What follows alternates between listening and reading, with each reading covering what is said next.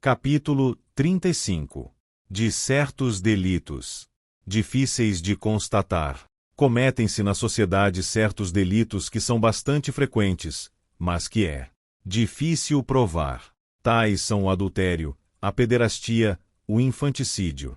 O adultério é um crime que, considerado sob o ponto de vista político, só é tão frequente porque as leis não são fixas e porque os dois sexos são naturalmente atraídos um pelo outro. Se eu falasse a povos ainda privados das luzes da religião, diria que há uma grande diferença entre esse delito e todos os outros. O adultério é produzido pelo abuso de uma necessidade constante, comum a todos os mortais, anterior à sociedade, ao passo que os outros delitos, que tendem mais ou menos à destruição do pacto social, são antes o efeito das paixões do momento do que das necessidades da natureza. Os que leram a história e estudaram os homens podem reconhecer que o número dos delitos produzidos pela tendência de um sexo para outro é, no mesmo clima, sempre igual a uma quantidade constante.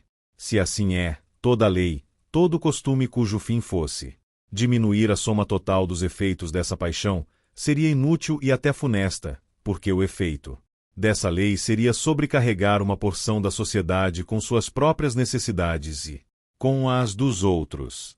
O partido mais sábio seria, pois, seguir até certo ponto o declive do rio das paixões e dividir-lhe o curso num número de regatos suficientes para impedirem toda parte dois excessos contrários, a seca e as enchentes.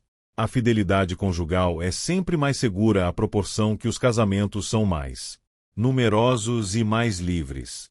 Se os preconceitos hereditários os conciliam, se o poder paterno os forma e os impede ao seu capricho, a galanteria quebra-lhes secretamente os laços, malgrado as declamações dos moralistas vulgares, sempre ocupados em gritar contra os efeitos, omitindo as causas. Mas essas reflexões são inúteis para aqueles que os motivos sublimes da religião mantêm nos limites do dever, que o pendor da natureza os leva a transpor. O adultério é um delito de um instante, envolve-se de mistério, cobre-se de um véu que as próprias leis se empenham em conservar, véu necessário, mas de tal modo transparente que só faz aumentar os encantos do objeto que oculta. As ocasiões são tão fáceis, as consequências tão duvidosas, que é bem mais fácil ao legislador preveni-lo quando não foi cometido do que reprimi-lo quando já se estabeleceu. Regra geral: em todo delito que, por sua natureza, deve quase sempre ficar impune, a pena é um aguilhão a mais. Nossa imaginação é mais vivamente excitada e se empenha com mais ardor em perseguir o objeto dos seus desejos, quando as dificuldades que se apresentam não são insuperáveis e quando não têm um aspecto bastante desencorajador relativamente ao grau de atividade que se tem no espírito. Os obstáculos se tornam, por assim dizer, tantas barreiras que impedem nossa imaginação caprichosa de afastar-se delas, e que continuamente a forçam a pensar nas consequências da ação que medita.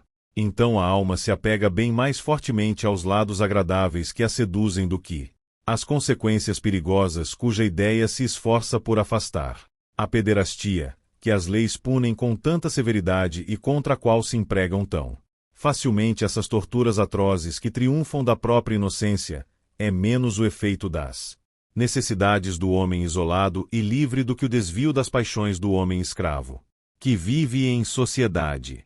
Se às vezes ela é produzida pela sociedade dos prazeres, é bem frequentemente o efeito dessa educação que, para tornar os homens úteis aos outros, começa por torná-los inúteis a si mesmos, nessas casas em que uma juventude numerosa, viva, ardente, mas separada por obstáculos intransponíveis do sexo, do qual a natureza lhe pinta fortemente todos os encantos, prepara para si uma velhice antecipada, consumindo de antemão, inutilmente para a humanidade, um vigor apenas desenvolvido. O infanticídio é ainda o resultado quase inevitável da cruel alternativa em que se acha uma infeliz, que só cedeu por fraqueza, ou que sucumbiu sob os esforços da violência. De um lado a infâmia, de outro a morte de um ser incapaz de sentir a perda da vida. Como não havia de preferir esse último partido, que arrouba a vergonha, a miséria, juntamente com o desgraçado filhinho. O melhor meio de prevenir essa espécie de delito seria proteger com leis eficazes a fraqueza e a infelicidade contra essa espécie de tirania, que só se levanta contra os vícios, que não se podem cobrir com o manto da virtude. Não pretendo enfraquecer o justo horror que devem inspirar os crimes de que acabamos de falar. Eu quis indicar suas fontes e penso que me será permitido tirar daí a consequência geral de que não se pode chamar precisamente justa ou necessária, o que é a mesma coisa, a punição de um delito que as leis não procuraram prevenir com os melhores meios possíveis e segundo as circunstâncias em que se encontra uma nação.